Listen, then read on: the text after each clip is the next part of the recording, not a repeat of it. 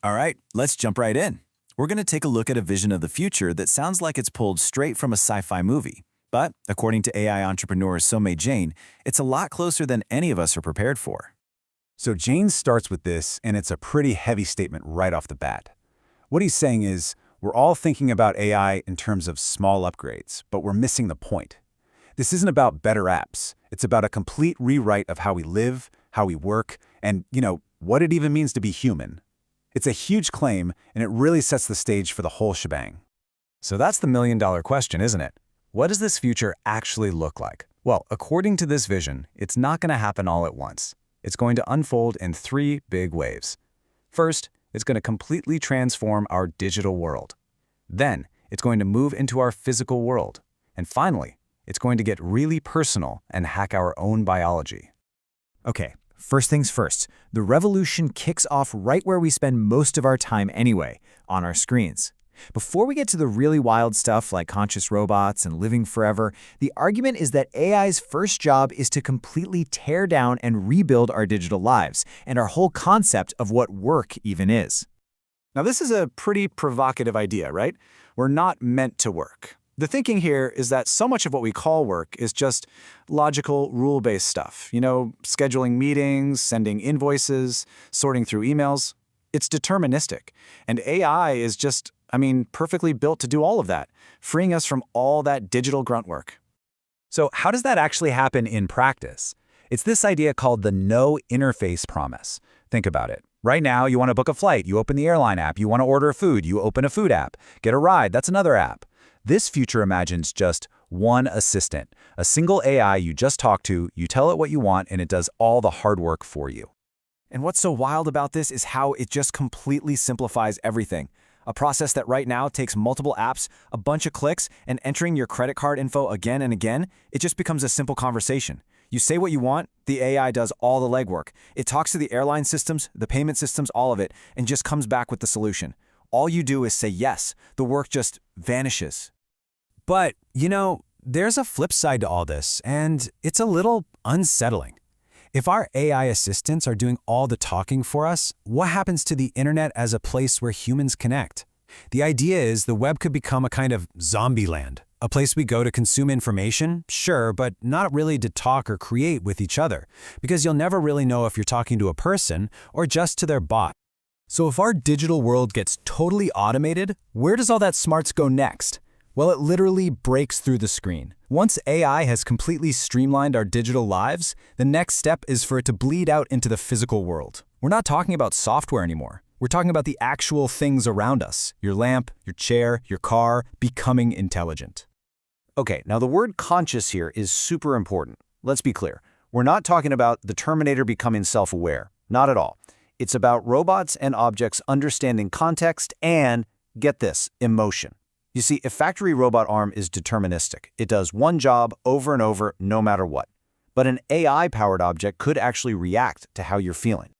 And this is where things get really, really interesting and a little weird. Imagine a lamp, kind of like that Pixar one, that actually droops and looks sad when you're feeling down. Or robots that have little physical tells, like a dog's ears, that perk up to show you they're listening. The whole idea is that our environment will start to feel alive. It'll work with us, it'll anticipate what we need before we even ask. Okay, so we've got the digital world, check. The physical world, check. Now for the final frontier, and honestly, the most mind-bending one, our own bodies. This is where AI stops being a tool we use and starts becoming a tool that rewrites the very source code of life itself. Yeah, you're reading that number right. 5,000 years. It's a shocking prediction that someone alive today could live that long. It sounds absolutely impossible, but the logic that gets us there starts with a complete reframing of what it means to die. So the thinking starts by flipping our whole idea of death on its head. We see it as this natural, inevitable thing. But the argument here is, what if it isn't? What if dying is just a technical problem, a bug in our biological software? To get more specific, it's a system failure. If you take accidents out of the equation, most people die because one of their organs fails, and that causes this terrible chain reaction that shuts the whole system down. But if you think like an engineer, the question changes from how do we accept this to how do we fix the broken part? And that right there is where AI comes in. We have these incredible technologies like CRISPR gene editing. When you combine that with an AI that can analyze just insane amounts of biological data, the idea is we can actually go in and debug our own bodies. We could fix the genes that cause cancer, repair the organs that wear out. It's literally hacking our biology to extend our lives dramatically. So let's bring this all back down to earth for a minute. If AI is going to handle our work, animate the world around us, and maybe even fix our bodies, what in the world is left for us to do? This gets us to the really practical question.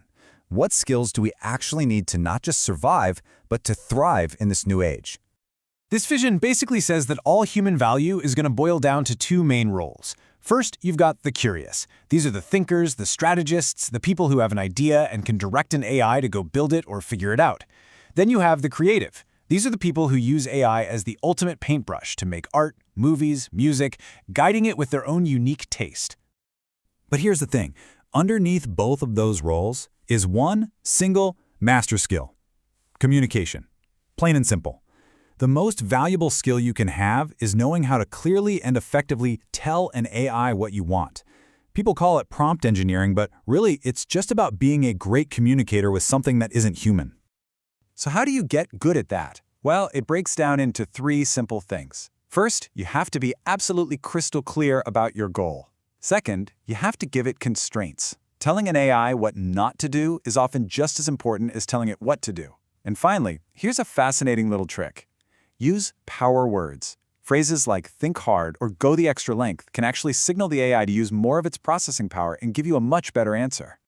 And that leaves us with this final, massive question. In a future where everything we've used to define ourselves, our jobs, our daily struggles, maybe even our mortality, is completely changed by AI, what is our purpose? What do we choose to do with all of that time, all of that freedom? It's a huge thing to think about. Thanks so much for joining us for this explainer.